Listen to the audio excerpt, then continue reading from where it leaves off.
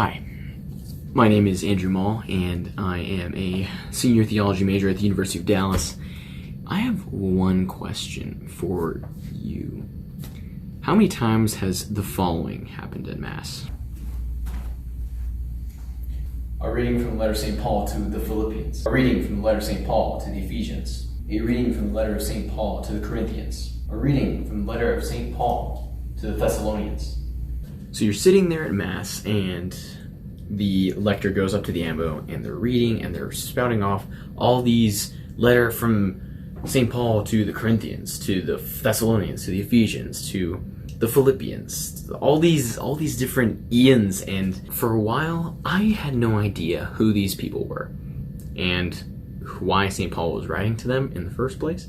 And I feel like many Catholics today don't understand what these letters are, who is sending them to who. Did Paul even write all of these letters? And if so, why? Why did he feel the need to write these letters in the first place? And why are they in our Bible today? I had no idea until I took a class on St. Paul. I had the whole world opened up to me about Paul.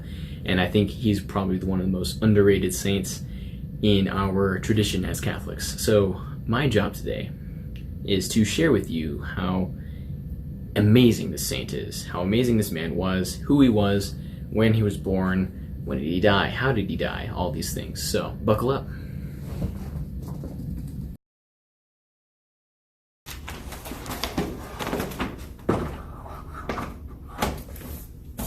So before we even get to Paul's story, his conversion, his messages to the apostles, and his travels, as well as his letters, before we get to any of that, we need to talk about the world that Paul was surrounded by.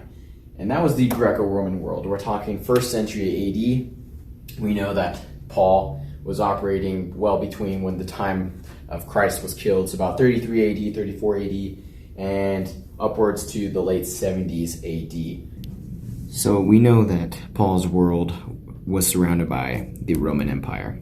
And here's the capital city of Rome. But the entire empire spanned the entirety of the Mediterranean Sea, upwards of what would become Great Britain over here, all the way down to northern Africa, and alongside Egypt. But where the gospel really began was in Judea, Israel right here, Jerusalem, and Paul would eventually spread out all the way to Rome itself, so quite a vast area. So beginning with the Greco-Roman world, we have to understand three key aspects of that, and that's going to be foreign policy, the foreign policy of Rome, that is the Roman Empire. Next would be social hierarchy, and that's going to be how people were classified in the Roman system. And then also, finally, the roads themselves. Roads were a massive part of Paul's apostolate and allowed for his message to spread thoroughly. So let's start with foreign policy. So Rome's foreign policy called for assimilation and religious plurality. So what did that look like? Well, Rome's key strategy for invading and conquering a foreign people was to, after they had successfully won over the land, they would offer the foreign peoples citizenship and several different benefits that came along with that. So looking at the benefits of Roman citizenship, you got voting rights, land ownership, and other basic rights. So voting rights were part of the Republic of Rome. People voted for consuls and senators, things like that. They were allotted that participation in their own government. Land ownership was massive. So usually if you were a soldier or a centurion in the Roman Empire and you were loyal to the cause of Rome, Pax Romana, you were offered a piece of land as part of your retirement plan. And that piece of land could be anywhere in the empire. It could be in Spain, it could be in Germania, it could be in foreign places like Greece, it could also be in Judea. So land ownership was key. And then other basic human rights, such as the right to be tried in a court under Roman law. So Roman citizens were allowed to be processed in the judiciary system of the Roman Empire. Eventually, Paul would become a Roman citizen, so he acquired all of these. And this is very key in understanding his relationship with the Romans, as well as understanding his later days where he eventually was under house arrest in Rome, the city itself. So the second key aspect of the Roman foreign policy was religious plurality. In terms of how religion was practiced in Rome, well, there was an acceptance of all religions throughout the empire. We're talking Egyptians, we're talking Greeks, we're talking the religion of the Jews. So all of these different gods and goddesses and beliefs were accepted by Rome. And the Romans were smart because they knew that if they allowed foreign peoples to retain their worship of their own traditions, that they would be less likely to rebel. Not only did they accept all religions, but in the special case of the Jews, they were allowed to continue worshiping Yahweh in Judea. And so they were allowed to cling to their monotheism. But because of that, the Jews were seen as somewhat a strange people because they denied all the other gods that the Romans accepted. And they were also limited in terms of their participation in public events such as festivals and things like that, because Rome had several different festivals that involved cultic practices and worship, things like that, and the Jews could not participate in those things because it would be seen as idolatrous.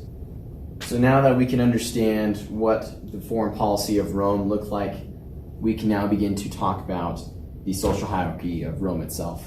So the social hierarchy of Rome, forgive my spelling here.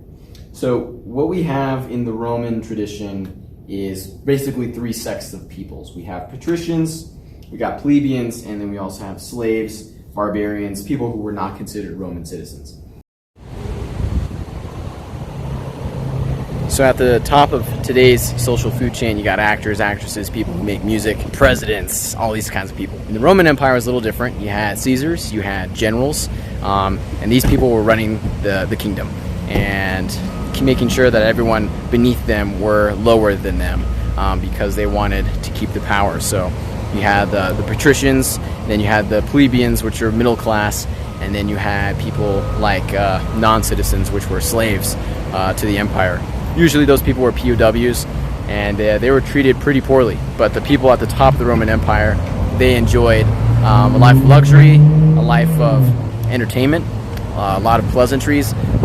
But also at the top of the food train was a lot of corruption, a lot of people seeking power, seeking to eliminate their political enemies. So Paul was very aware of the political situation at the time in Rome, and he had written to several people of high Roman authority. So he wasn't just speaking to the Christian slaves who were in captivity in all these places.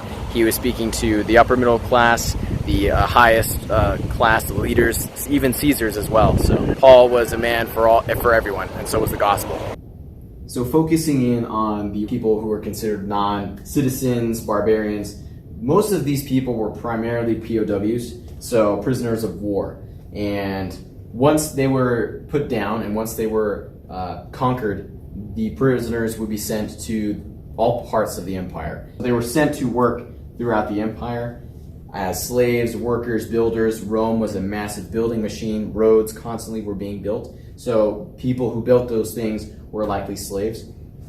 And they were also sent to become gladiators. So in the special case that a slave was very talented in combat, or they were just too rebellious to be put into a building setting, they were sent to the gladiator arenas.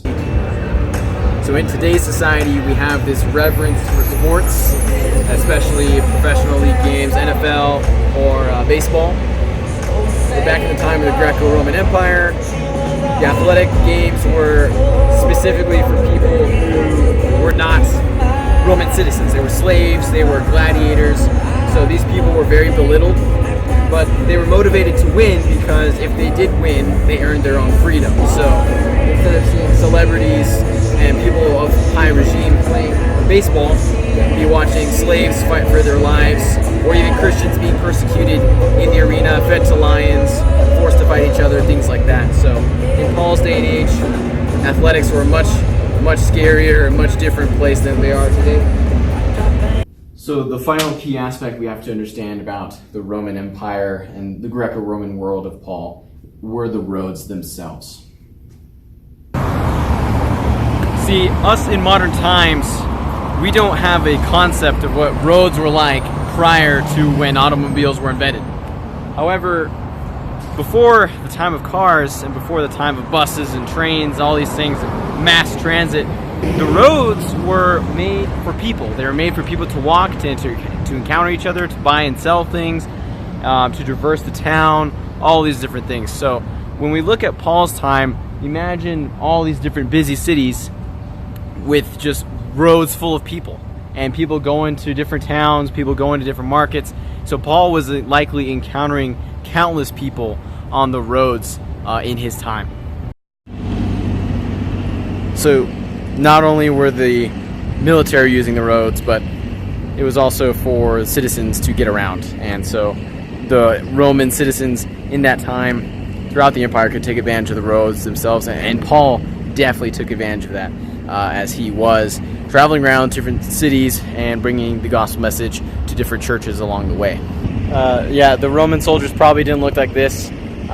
Think swords and shields, as well as, sandals, armor, all that stuff. These guys come a little later. So in this first video, we've discussed the Greco-Roman world, which was the world that Paul entered into. We've discussed the roads, we've discussed the social hierarchy of Rome itself, how people were arranged in the social ladder of Rome and how that affected Paul's audience. We also discussed how important the roads were for Paul in terms of how they allowed him to get around and how the roads would act as an avenue for the Christian message to travel and to spread out throughout the Greco-Roman Empire. We also discussed the foreign policy of Rome, specifically how it allowed for enemy and foreign peoples to retain their religious status as independent, particularly the Jews, and they were allowed to remain worshiping Yahweh and practicing monotheism in a world where pantheism and as well as paganism were incredibly dominant. So this would affect Paul's audience throughout the empire, specifically in the Greek cities throughout Macedonia and Sicilia, as well as Philippi, Thessalonica, Galatia. All these would become churches that Paul would visit. And they were Gentiles allowed to retain their worship because of Rome's foreign policy. So with this understanding of the Greco-Roman world in the 1st century AD and understanding these key themes, we can move on to the next segment of this series, which is Paul's life, his identity, who he was as a person, where he was born, why was that significant, and then ultimately where he was in his life at the point of his conversion on the road to Damascus.